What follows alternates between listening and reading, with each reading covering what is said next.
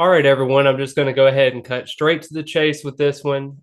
Everybody kind of yawns when you talk about the tight end position, but Mike Norvell has made it a staple as soon as he come to Florida State that the tight end was going to be utilized in this offensive scheme. And when you're looking at the tight ends as we go through, Cam McDonald is no longer going to be at Florida State because he exceeded his eligibility. Now you're having some inexperienced guys coming in, even without a Wyatt Rector. You have a guy like Marquise Douglas, Jackson West, Brian Courtney. You've got guys like that that are unproven. They have talent. They have potential to be talented players, but you need to see a little bit more. So I think that's why they wanted to add a Jaheem Bell. He's not only a tight end because I think his limitations, I guess you could say, and what you haven't seen is blocking. He has been an outside receiver, a slot receiver, a little bit more of an H-back, as you could say, kind of in that flex position, also at running back as well. He's been a guy that Florida State really likes as a dynamic weapon.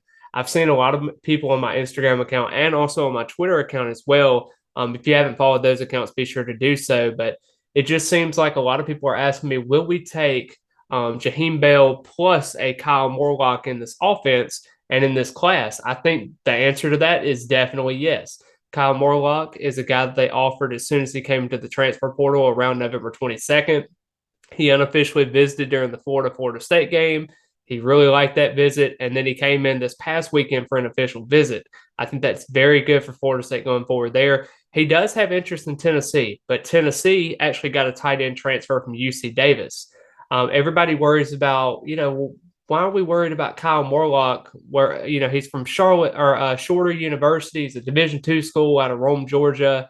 Is the competition there, is it even any good? And then you kind of look at Kyle Morlock, his size. He's 6'7", 250 pounds, and he's only a 2020 recruit. So I think that is kind of good for Florida State. He's got a couple more years of eligibility in terms of having that COVID year back.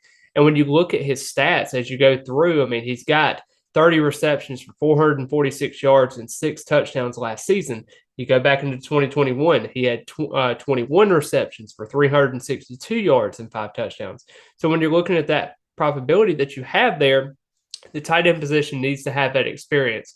And I think he is a very, very good blocker, as I've seen on film as well. And Florida State, as you know, with Johnny Wilson and Micah Pittman and guys like that block downfield and are aggressive in blocking downfield and having that culture.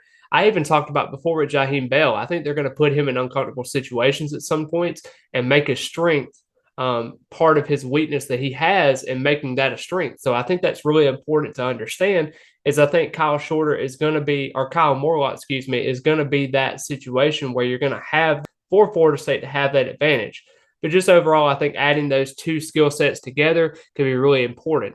Now, he is going to be visiting Auburn pretty soon, as far as I know, as long as that visit goes through. And then also he's going to visit Tennessee again. I expect that decision to be pretty quickly after that. And I think Florida State sits in a really, really good spot to land him. That would be a great news for Florida State because I think that gives you some more options at the tight end position and some very elite options at that.